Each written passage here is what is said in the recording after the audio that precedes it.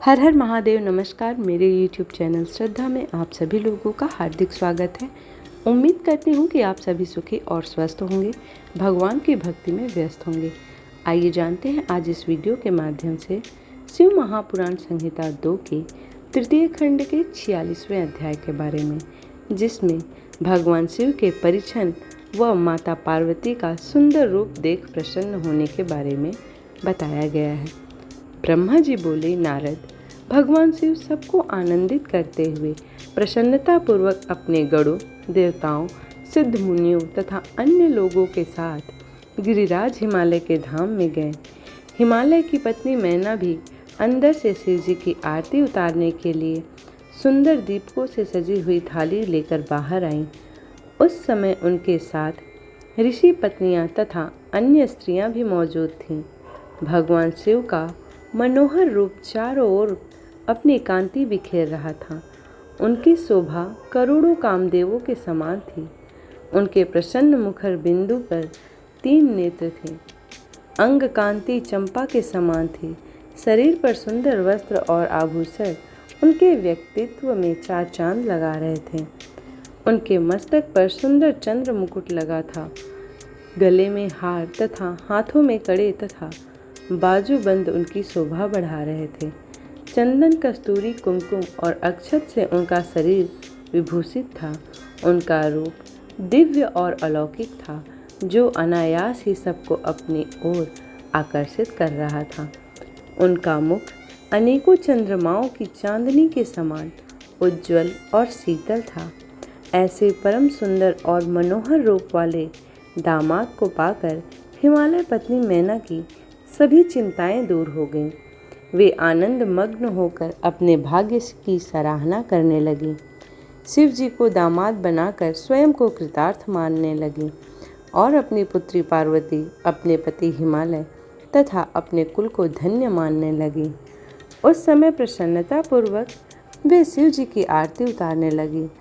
आरती उतारते हुए देवी मैना सोच रही थी कि जैसा पार्वती ने महादेव जी के बारे में बताया था, ये उससे भी अधिक सुंदर है। इनका रूप लावण्य तो चित्त को प्रसन्नता देने वाला तथा समस्त पापों और दुखों का नाश करने वाला है। विधि पूर्वक आरती करने के पश्चात मैना अंदर चली गई। उस समय उस विवाह में पधारी युवतियों ने वर के रूप में पधारे परमेश्वर शिव के सुंदर, कल्याणकारी और मनोहरी रूप की बहुत प्रशंसा की। वे आपस में हंसी ठिठोली कर रही थी, साथ ही साथ अपनी सखी पार्वती के भाग्य की सराहना कर रही थी कि उसे शिव जी जैसा वर प्राप्त हुआ है। वे मैना से कहने लगी कि हमने तो इतना सुंदर वर किसी के विवाह में भी नहीं देखा। पार्वती धन्य है जो उसे ऐसा पति प्राप्त हो रहा है। भगवान शिव के सुंदर मनोहारी रूप के दर्शन करके सब देवताओं सहित ऋषि मुनि बहुत प्रसन्न हुए। गंधर्व भगवान शिव के यश का गान करने लगे तथा अप्सराएं प्रसन्न होकर नृत्य करने लगी। उस समय गिरिराज हिमालय के यहाँ आनंद ही आनंद था।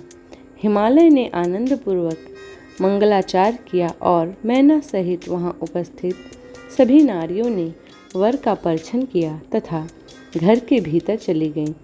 तत्पश्चात महादेव जी व उनके साथ बारात में पधारे हुए सभी महानुभाव जनवासे में चले गए।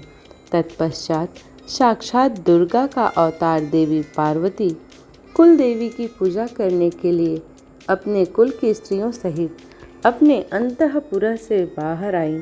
वहाँ जिनकी दृष्टि भी पार्वती पर पड़ी, वह उन्हें देखता ही रह गया। पार्वती की अंग कांति नील अंजन के समान थी। उनके लंबे, घने और काले केस सुंदर चोटी में गुथे हुए थे। मस्तक पर कस्तूरी की बेदी के साथ सिंदूर बिंदी उनके रूप लावण्य को बढ़ा रही थी। उनके गले में अनेक सुंदर रत्न से जड़े हार शोभा पा रहे थे। सुंदर रत्नों से बने केयूर, वलय और कंकड़ उनकी भुजाओं को विभूषित कर रहे थे। रत्नों से जड़े कानों के कुंडल दमकती शोभा से उनके गालों पर अनुपम छवि बना रहे थे। उनके मोती के समान सुंदर एवं सफ़ेद दांत अनार के दानों की भांति चमक रहे थे। उनके होठ मधु से भरे विफल हो रहे थे।